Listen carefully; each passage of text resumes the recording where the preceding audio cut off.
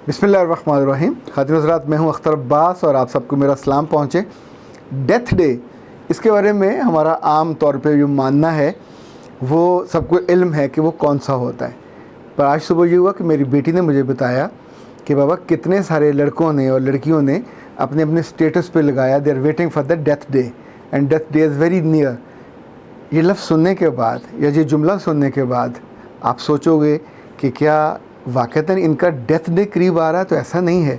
14 तारीख को लाहौर बोर्ड का रिज़ल्ट आ रहा है और ये रिज़ल्ट कितने लोगों के लिए, कितने बच्चों के लिए डेथ डे बन जाएगा हम नहीं जानते। इसलिए मैंने सोचा हम इस पे बात कर लें कि बहुत से वालिदैन ऐसे हैं जो नादानी में, यानी ये उनका बनता ही नहीं है कि अपने बेटे या बेटी को कहें कि अगर तुम्हारा रिज़ल्ट बुरा आया तो मैं तुम्हारी खाल खींच दूंगा, मैं तुम्हारी जान निकाल दूंगा और मैं तुम्हारे साथ वो करूंगा जो करने का हक़ है। आप सोचिए कि जब एक एथलीट भागता है, जितना पसीना उसका निकलता है उतनी ही एनर्जी उसके कोच की भी खर्च होती है। कोच उसके साथ साथ स्टॉप वॉच लेके भाग रहा होता है, कुर्सी पे नहीं बैठा हुआ होता। सो उसकी स्पीड, उसके कदम, उसकी रफ्तार, एक एक चीज़ को वो मैनेज कर रहा होता है और फिर साथ उसकी स्पीड को बढ़ाने में मदद दे रहा होता है। जिसमें जितना पोटेंशियल होगा कोच को उतनी ही एफर्ट लगानी पड़ती है। आखिर पे ये होता है कि वो आपका जो पारू है वो जीत जाता है और विनिंग लाइन पे बाकियों से पहले पहुंचता है। पर इसमें सिर्फ उसकी टांगों का और उसके स्टेप्स का दखल नहीं होता, इसमें आपकी पूरी एफर्ट लगी होती। अगर तो ये हुआ कि पिछले 1 साल और 2 साल आप अपने कामों में बिज़ी रहे, अपनी पार्टियां, अपना दफ्तर, अपना बिज़नेस, अपने काम, अपने रिश्तेदार, और बच्चा अकेला पढ़ता रहा या किसी ट्यूटर के साथ पढ़ता रहा, तो ओके, अब वो रिज़ल्ट वो देगा जो ट्यूटर ने चाहा। वो 33% हो, वो 40% हो, वो 50% हो, आपका तो उसमें इन्वेस्टमेंट ही कुछ नहीं है। तो को आप लगा रहे हैं कि वो ओलंपिक्स जीत जाए और गोल्ड मेडल लेके आए, और अगर ना लेके आए, यानी अब जिस हालत में आपकी बेटी या बेटा है तो घर बैठे तो नंबर नहीं बढ़ सकते। ये वो बच्चे हैं जिनके पेपर पूरे हो गए थे और मैट्रिक के पेपर गालिबन एफएससी वालों का तो ये नहीं है, ये मैट्रिक वालों का है। ये वक्त दोनों पे आता बेचारों पे। अब सोचिए कि बजाय इसके कि आप उनकी दिल की धड़कनें बंद करें और उनको और डराएं और धमकाएं और उनकी डिप्रेशन और एंग्जाइटी में इजाफा करें, आप दुश्मन कब से उनके हो गए? अपनी ही औलाद से दुश्मनी करोगे तो फल कैसे पाओगे? अल्लाह न करे, मैं बिल्कुल डर के कह रहा हूँ, आने वाले चंद दिनों के बाद अखबारात में जो शायद सुर्खियाँ हैं किसी न किसी घर से किसी बच्चे के लटकने की, किसी बच्चे के मरने की, और ये आमतौर पे ये पहला सानहा और सदमा मैट्रिक के बच्चे देते हैं कि जब घर से प्रेशर इतना होता है कि उनसे सहा नहीं जाता, वो बेइज्जती सहते हैं, सख्त जुमले सहते हैं, वो जो डिप्रेशन में जाते हैं तो ना माँ ना बाप कोई उनके करीब नहीं आता जो उनको हेल्प आउट करे, उस कैफियत से निकाले। मुझे बहुत अच्छी तरह याद है, एक एग्ज़ाम के बाद उसका रिज़ल्ट आने वाला था तो मेरी बेटी अपने कमरे में बिल्कुल बंद हो गई। तो मेरी अहलिया ने कहा कि शी इज़ इन ट्रबल। मैं उसके पास गया तो उसने कहा पापा मुझे तो सांस रुक रुक के आ रहे हैं। तो मैंने कहा क्या है मसला? उसने कहा एंग्जाइटी है, 2 दिन बाद मेरा रिज़ल्ट है तो मेरी तो जान पे बनी हुई है। तो मैंने उसे हंसते हुए कहा क्या तुमने कहीं पढ़ा है कि एंग्जाइटी में जाने से और एंग्जाइटी बढ़ाने से नंबर बढ़ जाते हैं? उसने कहा नहीं। तो क्या पढ़ा है? आम तौर पे ऐसे मौके पे आपको 2 नफल हाजत के पढ़ने चाहिए, अल्लाह के ज़रूर झुक जाना चाहिए। जब सजदे में गए तो रोएं, हाथ बांधें, हाथ जोड़ें, अल्लाह से कहें सर मुमथिनों की आंखों पे पट्टी बन जाए, जो नंबर मेरे थोड़े हैं वो बढ़ जाएं, वहाँ चाहे हमसे कुछ गलत लिखा जाए, जितने आपको नंबर चाहिए अल्लाह से मांगे, अल्लाह आपको नंबर अता करता है, वो उतने नंबर आपको मिल जाते हैं। पर आप मांगने में ही यकसू नहीं है। मांग क्या रहे हैं एंग्जाइटी, मांग क्या रहे हैं सांस बंद हो जाए, तो सांस तो बंद होंगे। फिर उसके साथ बैठ के मैंने थोड़ा हिप्नोटाइज़ किया, उसकी आंखें बंद कराई, उसके इनहेल और एक्सहेल कराया, लंबे लंबे उसको सांस लिए, तो देन शी बिकेम कंफर्टेबल। फिर वो उठी, वो किचन में गई, जाके उसने कुछ ठंडा दूध वूध बनाया, ख़ुद भी पिया, मुझे भी पिलाया। अच्छा, ये वो मौका होता है जब आप उसकी मोहब्बत को और उसके एतमाद को और एतबार को जीत लेते हैं। आप सोचिए माँ के अलावा या बाप के अलावा बच्चों का और है कौन? और आपको जो तवक्को है उसको भी वही आरजू है, आप उसे डॉक्टर बनाना चाहते हैं, इंजीनियर बनाना चाहते हैं। ओके, इतने दिनों से, इतने सालों से जब आप कह रहे हो, और वो मुश्किल में होने के बावजूद भाग रही है। पर प्लीज़ ऐसा मत कीजिए कि अगर बच्चा आपका उस विनिंग लाइन पे ना पहुंच पाया तो आप कहें कि अब तुम्हारा ये डेथ डे है और अब तुम मरोगे और मेरी आंखों से भी गिरोगे और नज़रों से भी गिरोगे।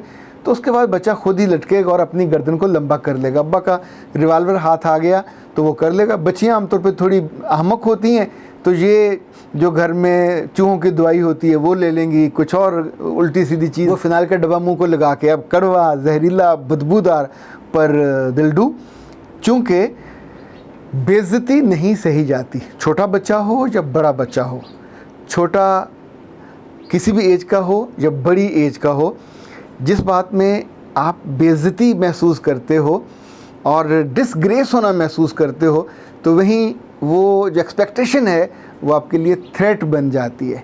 तो एक्सपेक्टेशन को, अपनी एक्सपेक्टेशन को आप थ्रेट ना बनाएं, दुआ बना लें, दुआ में ढाल लीजिए। और जब रिज़ल्ट आए और बच्चे आपके अगर उस तवक्को से बिल्कुल करीब हैं, उनको टच कर रहे हैं, तो उनको गले लगाइए, उनको प्यार कीजिए, उनको तोहफे दीजिए, उनको पार्टी दीजिए। अभी सारी ज़िंदगी पड़ी है एग्ज़ाम देने और भागने में।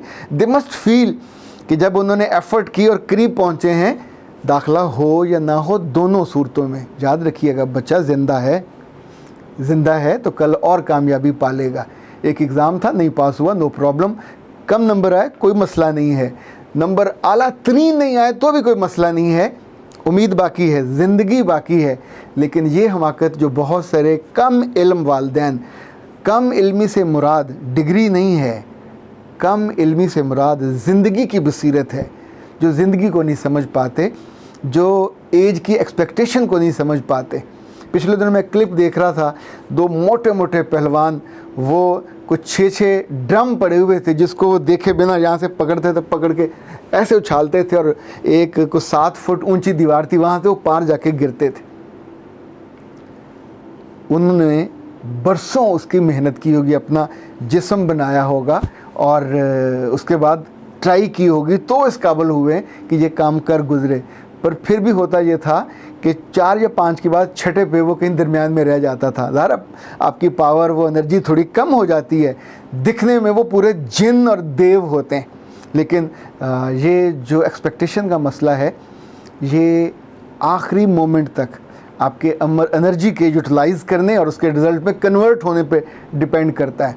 तो ए प्यारे वालिदैन, आज तो सीधी आपसे बात कर रहा हूँ, आप लोअर मिडिल क्लास में हो तो याद रखिएगा आपके बच्चे के लिए ज़िंदगी और मौत भी है, आपके लिए भी है कि उसने आगे जाना है, तो आपकी गुर्बत दूर होगी।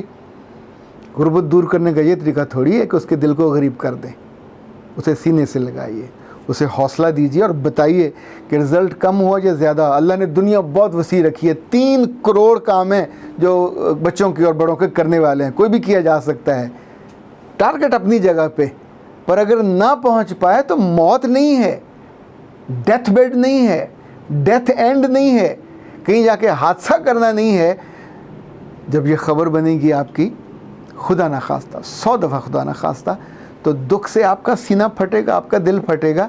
कितने और जो आपके आसपास वाले लोग होंगे वो आपकी उंगली भी उठाएंगे कि तुम लोगों ने अपने बच्चों को इतना प्रेशराइज़ कर दिया कि उनके अंदर का बॉयलर ही फट गया और वो उसको प्रेशर को सह नहीं पाए।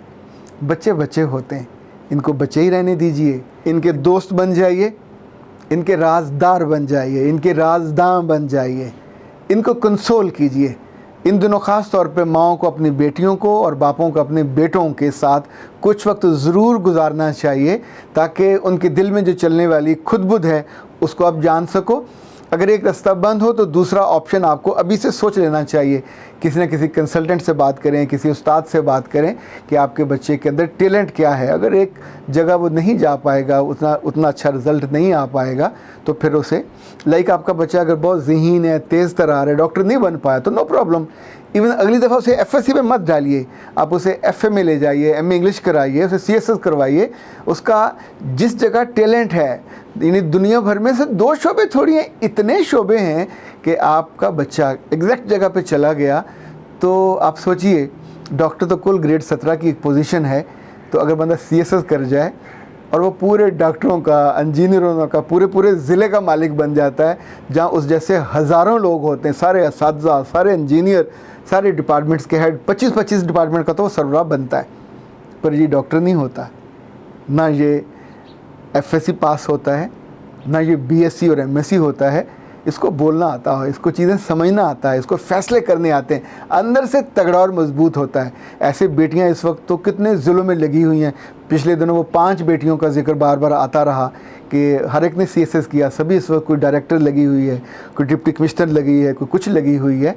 सो उनकी माँ ने और उनके अब्बा ने उन बच्चियों के साथ दोस्त बन के काम किया, उनको कंसोल किया, उनको हौसला दिया, उनके साथ खड़े हुए। अगर आपका बेटा इन दिनों अल्लाह की मोहब्बत को जीतने में कामयाब हो गया और अल्लाह के करीब हो गया, तो आने वाले दिनों में वक्त उसके साथ रहेंगे, हुमा बन के उसके कंधों पे बैठेंगे। चूँकि जो नॉर्मल दिनों में, अच्छे दिनों में अल्लाह को याद करते हैं, उनकी रिलेशनिंग और तरह की बनती है। आग लगी हुई बंदा मदद मदद को पुकारता है, ये तो मतलब और एक ज़रूरत का रिश्ता बनता है ना। तो उससे पहले जो रिश्ता बनता है, चाहे वो नफल का हो, चाहे वो अल्लाह के नामों की तस्बीह का हो, चाहे वो अल्लाह के साथ अकेले बैठ के गुफ्तगू का हो, अपनी बेटियों को और बेटों को सिखाइए कि तुम्हारे वक्त वहाँ बन रहे हैं या बन चुके हुए हैं। हाँ, दुआएं उनको आगे पीछे कर देती हैं, अपनी दुआ में शामिल कर लीजिए और वह अल्लाह से वो ले लीजिए जो आप चाहते हैं। पर अगर वो आपके लिए सूटेबल नहीं है और आपके लिए मौजू नहीं है और आपके बेटे के लिए भी मौजू नहीं है, तो फिर ज़ाहिर है रब वो नहीं देगा। वो जो बड़ा खूबसूरत शेर है, हिजर की शब में कैद करे या सुबह वसाल में रखे, अच्छा मौला तेरी मर्ज़ी तू जिसाल में रखे। इंसान अगर उसकी मर्ज़ी पे राज़ी हो जाए, कायल हो जाए, तो यकीन मानिए बहुत सारी खैर पड़ जाती है। अख्तर अब्बास को इजाज़त दीजिए। अस्सलाम वालेकुम।